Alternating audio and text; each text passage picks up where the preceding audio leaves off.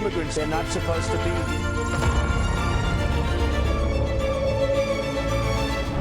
Durante la conmemoración de la lucha laboral mundial celebrada el 1 de mayo, miles de ciudades en los Estados Unidos albergaron en sus calles a sindicalistas, trabajadores migrantes y defensores de derechos civiles. La cancelación del financiamiento a instituciones de ayuda humanitaria por parte de la administración de Donald Trump derivó en una crisis presupuestal en el Alto Comisionado de las Naciones Unidas para los Refugiados.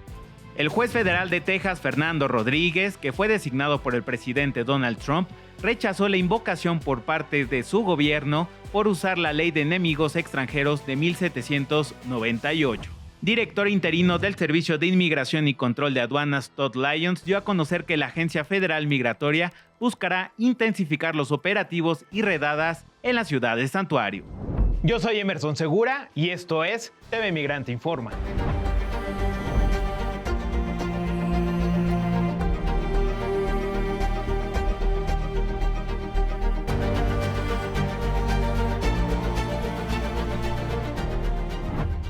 Xenofobia, autoritarismo y estigmatización han sido los moldes que han marcado la agenda política en los primeros 100 días de la administración de Donald Trump desde su regreso a la Casa Blanca.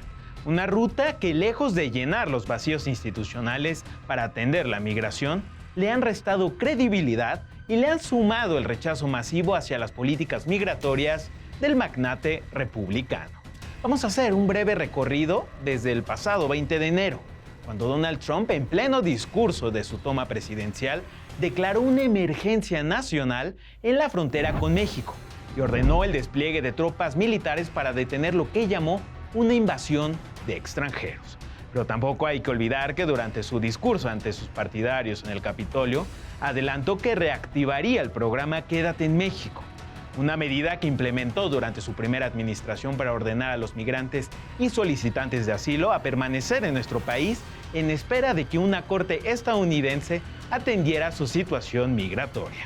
En el transcurso de su gobierno, tanto autoridades del Departamento de Seguridad Nacional de los Estados Unidos como el Servicio de Impuestos Interinos acordaron compartir datos confidenciales como nombres y direcciones de los contribuyentes extranjeros. Esto para facilitar las investigaciones de las autoridades sobre personas sospechosas que quebrantan la ley de migración de ese país. Cabe señalar también que se ha limitado el acceso a servicios de representación legal a infancias migrantes que enfrentan procesos de deportación y se ha dejado de considerar iglesias, hospitales y escuelas como lugares sensibles para que agentes migratorios puedan realizar operativos y arrestos dentro de sus instalaciones. Tampoco podemos dejar de lado el papel de la secretaria de Seguridad Nacional de los Estados Unidos, Kristi Noem, que es prácticamente el violento brazo mediático en contra de los migrantes que lleva a cabo operativos en los que participa y documenta los excesos y arbitrariedades cometidos por los agentes migratorios y su actuación incompasiva. A esto se suma el fallido intento de convertir la base militar de la bahía de Guantánamo en una prisión para migrantes deportados, misma que resultó un total fracaso. Hizo saltar al protagonismo a la prisión de máxima seguridad de El Salvador, el CECOT, el centro de detención que se ha convertido en el destino de quienes son orillados a elegir un mejor futuro en el exterior. Sin embargo, ante el reforzamiento de la frontera de Estados Unidos con México, los datos oficiales de la Oficina de Aduanas y Protección Fronteriza revelaron que durante el primer trimestre del año el número de encuentros con migrantes irregulares descendió en un 82%. Previo a la investidura presidencial de Donald Trump, se registraron 61.448 encuentros en la frontera que, en contraste con el último corte del mes de marzo, donde se sumaron 11.017 cruces irregulares, reflejaron una estruendosa caída en el número de detenciones migratorias. Hay que decir que ante los constantes desafíos al marco de la ley por parte de las autoridades migratorias de los Estados Unidos, un grupo de congresistas hispanos se dieron cita en Washington para exigir una audiencia en el Congreso, donde se clarifiquen las condiciones en las que los migrantes indocumentados están siendo deportados. Estados Unidos está deportando a sus propios ciudadanos porque son latinos. No se trata de seguridad pública, Se trata del racismo, se trata de cuotas, se trata del silencio. ICE y la patrulla de fronteriza están silenciando a las personas basado cómo se ven, de dónde son sus familias y qué idioma hablan. Las condiciones en los centros de detención de los Estados Unidos ha sembrado la preocupación del fiscal general de California, Rob Bonta, quien señaló como alarmante la situación de 6 instalaciones sin fines de lucro utilizadas por el Servicio de Inmigración y Control de Aduanas, ICE por sus siglas en inglés, para retener a migrantes indocumentados tras una inspección del Departamento de Justicia de California. De acuerdo con Bonta, el informe busca arrojar una mayor transparencia, tanto a los residentes y al público en general, como a los responsables de las políticas del acondicionamiento de estos espacios sobre las personas que se encuentran detenidas por razones migratorias en la entidad. Los hallazgos presentados revelan que en algunas instalaciones existe una falta de acceso a la atención de salud física y mental, pero también deficiencias en la atención diagnóstica y en tratamientos a personas con enfermedades infecciosas, así como abusos en cuanto a la disciplina y el uso de la fuerza que rebasan los estándares de atención que el ICE exige a sus agentes migratorios. El gobernador de Illinois, J.B. Pritzker, convocó durante un discurso pronunciado en New Hampshire a una serie de protestas masivas en contra de la administración de Donald Trump, condenando el tono autoritario y los excesos de la administración republicana en la deportación de indocumentados. Hay que señalar que la ciudad de Chicago creó la guía Immigration Resource Guide, una guía bilingüe pensada para brindar orientación inclusiva e información digna a extranjeros que lleguen a la ciudad por primera vez. Chicago es una ciudad que cuenta con una población de cerca de 1.7 millones de inmigrantes que residen en el estado de Illinois, representando el 18% de su población y donde, de acuerdo al Instituto Vera, hay cerca de 83,000 personas que están en riesgo de deportación. It's wrong to snatch a person off the street and ship them to a foreign gulag with no chance to defend themselves in a court of law. Never before in my life have I called for mass protests, for mobilization, for disruption, but I am now. They have to understand that we will fight their cruelty with every megaphone and microphone that we have. We must castigate them on the soapbox. Pero Donald Trump no es el único que ataca a los migrantes. Durante una rueda de prensa, el gobernador de Florida, Ron DeSantis, discutió con una periodista que cuestionó la labor de los agentes migratorios del ICE, esto después de que el mandatario estatal ofreciera detalles sobre la denominada Operación Marea, que se llevó a cabo del 21 al 26 de abril y donde precisó que se detuvieron a 1,120 migrantes irregulares. Vamos a ver cómo fue este intercambio.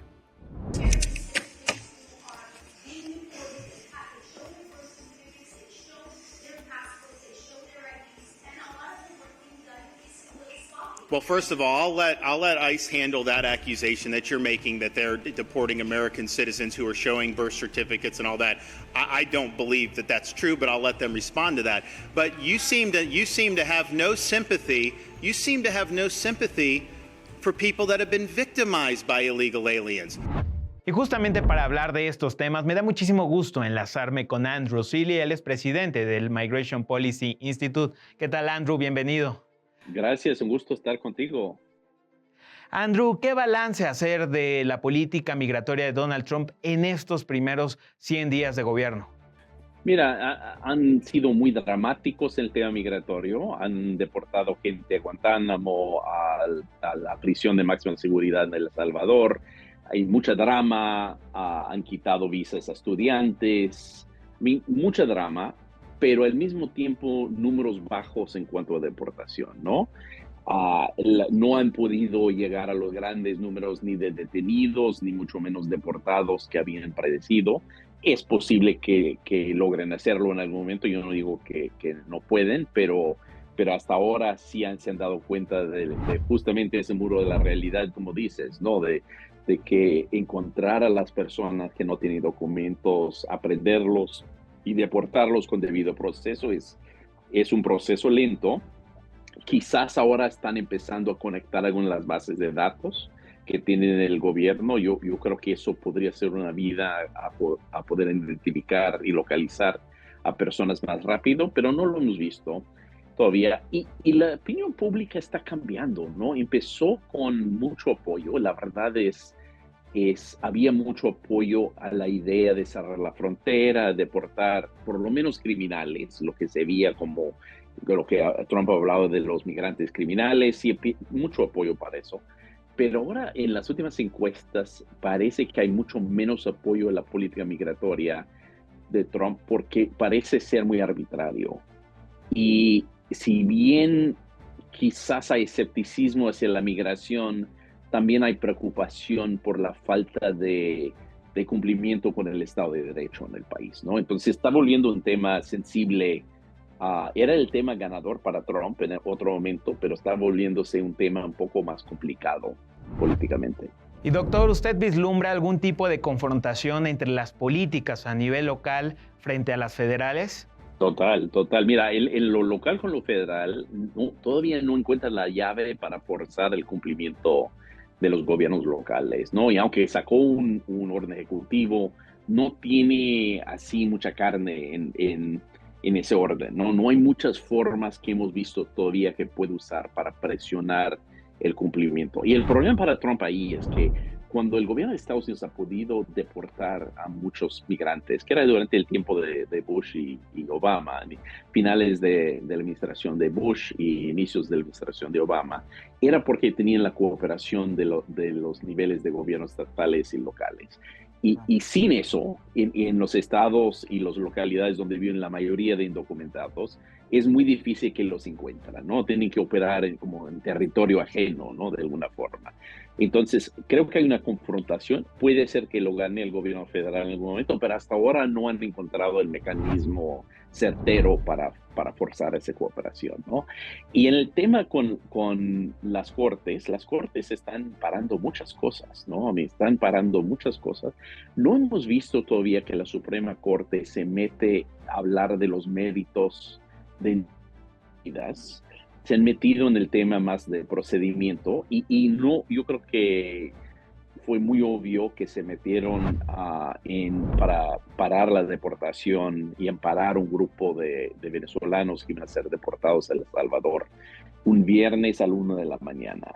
Eso sí fue por lo menos una señal. Los magistrados de la Corte Suprema de Estados Unidos no son pollitos, no son recién nacidos, son señores y señoras ya de cierta edad, pero a la 1 de la mañana estaban metidos discutiendo el tema de la deportación y lo pararon, no por los medios, dijeron que tenía que proceder los casos en las cortes de distrito, en las primeras instancias, no se metieron ya a decidir si se puede o no deportar a esas personas a El Salvador, pero sí mandaron una señal clara que esperan que la administración Trump respete las cortes. Doctor, han descendido los índices de aprobación a Trump, pero al mismo tiempo cuenta con la mayoría en el Congreso y en la Corte. ¿Qué lectura hace de esta situación, doctor? Mira, había un apoyo para Trump en materia migratoria porque la percepción con Biden era que había perdido control de la frontera, ¿no? Y el público quería un control de la frontera. Eso era bastante generalizado. Incluía muchos latinos, ¿no? Ganó muchos votos de latinos, sobre todo hombres latinos en Estados Unidos, y en parte por esa cuestión, ¿no? Pero a final de cuentas, somos un pueblo complicado, ¿no? Por un lado, todo el mundo quiere control. Creo que había preocupaciones sobre el número de personas que llegaron, que sí era muy grande, eran millones que llegaron en poco tiempo, pero al mismo tiempo este país tiene incapacidad de integrar a los que llegan, ¿no? No es un país anti-inmigrante en sí tampoco. Hay gente anti-inmigrante, desde luego, pero la mayoría de norteamericanos tiene algún vínculo con la migración, ¿no? Es su padre, su abuelo, su esposo, su esposa, su primo, su cuñada.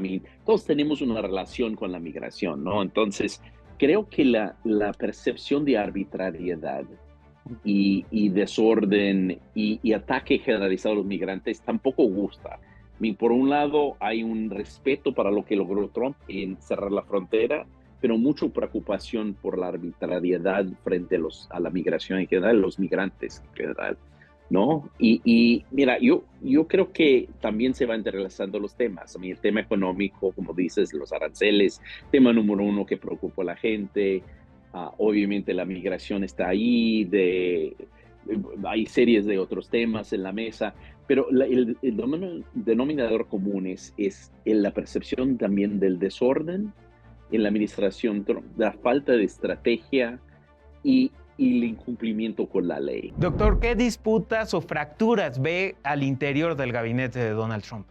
Hasta ahora ha mantenido su coalición y su gabinete, si bien empiezan a verse grietos entre ellos, pero nadie desafía a Trump todavía, ni en el Partido Republicano, ni en el Congreso, ni en el gabinete, pero empiezan a verse los grietos. Obviamente algunas de las decisiones tomadas por Trump, desde los aranceles a los recortes en algunos servicios del gobierno, afectan a los políticos republicanos electos de muchos estados, ¿no? En el Congreso, en el Senado, los gobernadores. Entonces, no están gritando, no están acusándolo de nada, pero sí empieza a verse tensiones, ¿no? Vislumbrarse que sí, no todo es una familia unida, feliz como parecía el final, ¿no? Al principio. Y mira, yo creo que esas divisiones van a verse más al futuro, sobre todo si la economía sigue picada, entonces esos grietos se van a abrir mucho más, ¿no? Porque los políticos responden a las señales locales que tienen de sus votantes, ¿no?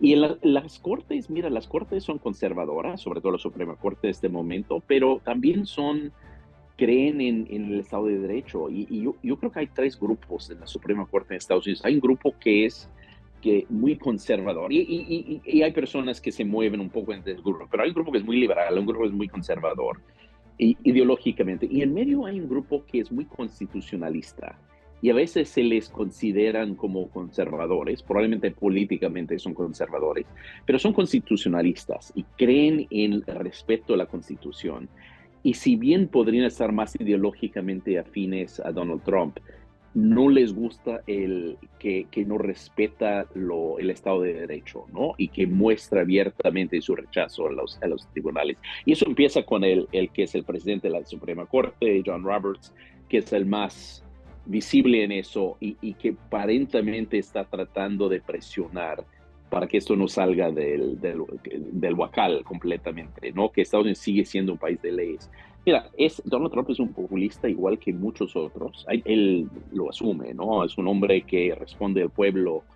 La cuestión va a ser si las instituciones permiten que alguien sea populista y se manda solo, porque un populista es alguien que interpreta el pueblo y implementa porque tiene un mandato, él entiende su mandato personal del pueblo, ¿no? O si las instituciones en Estados Unidos, tanto el legislativo como especialmente los tribunales, de alguna forma empiezan a acercarse, a cerrar el paso a que avance solo. Muchas gracias, doctor, por estar aquí en TV Migrante Informa. Un gustazo, gusto verte. Vamos con la siguiente nota que tienen preparada para nosotros.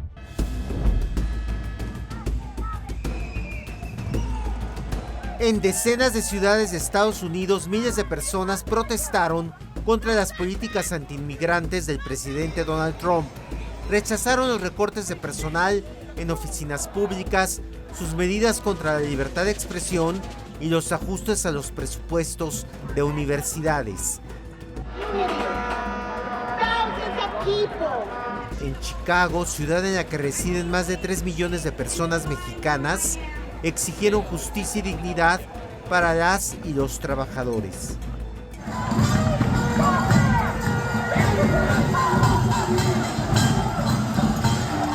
En Nueva York, rechazaron los recortes al presupuesto público que emprendió el empresario Elon Musk como encargado del Departamento de Eficiencia Gubernamental y exigieron el fin de los ataques de Israel contra Gaza. To free Palestine unless you stand up to war and genocide. En la movilización de Washington D.C. participó la esposa del inmigrante salvadoreño Gilmar Ábrego García, deportado y llevado a la cárcel de máxima seguridad en El Salvador, a pesar de la orden de un juez para regresarlo a Estados Unidos, lo que no ha sucedido. El tribunal más alto del país dictaminó que Gilmar debería ser devuelto a casa. Entonces, ¿por qué siguen esperando? Como parte del proceso judicial contra las políticas antiinmigrantes de Trump, un juez prohibió a su gobierno invocar la ley de enemigos extranjeros del siglo XVIII para expulsar a personas migrantes de Venezuela. En Florida, con ayuda de la policía local, el Servicio de Migración realizó redadas contra personas migrantes en el llamado operativo Marea entre el 21 y 26 de abril. Fueron arrestadas más de 1,000 personas de diferentes nacionalidades. Punto de referencia Federico Campbell Peña. Esta semana, una treintena de migrantes venezolanos uniformados de rojo formaron unas siglas gigantes de auxilio desde el patio de un centro de detención de Blue Bonnet ubicado en la ciudad tejana de Anson, que fue capturada por un dron de la agencia de noticias Reuters. El preocupante mensaje se produjo después de que los detenidos recibieran notificaciones donde se les acusa de pertenecer a la organización criminal conocida como Tren de Aragua, lo que justificaría su envío a la prisión de máxima seguridad de El Salvador bajo la ley de enemigos extranjeros sin que puedan acceder al proceso habitual ante un tribunal de inmigración para su defensa. El Palacio de Minería acogerá el trabajo de la fotoperiodista Gardenia Mendoza, quien ha retratado el rostro de la migración y las historias que enmarcan la valentía y tenacidad de quienes deciden romper los muros y las barreras del miedo en búsqueda de su camino de vida. Vamos a ver. La fotoperiodista Gardenia Mendoza retrata en Hambre de Horizontes las vivencias de quienes han hecho de la migración un camino de vida. Durante 17 años de cobertura, la fotoperiodista, a través de su lente, reúne relatos que exploran los sueños, miedos, pérdidas y esperanzas de quienes se ven forzados a dejar su tierra natal en busca de un futuro mejor.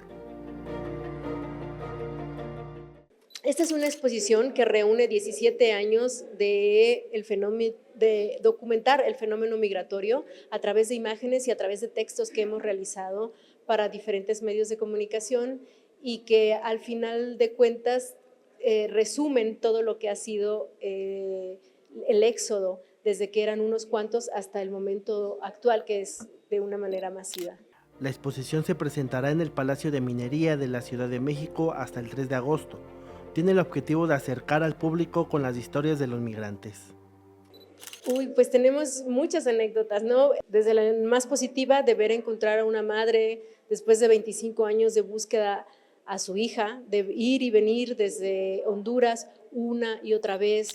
Para Gardenia Mendoza, capturar la migración se convierte en un reto cuando muestra la vulnerabilidad y resistencia de las personas en situación de tránsito.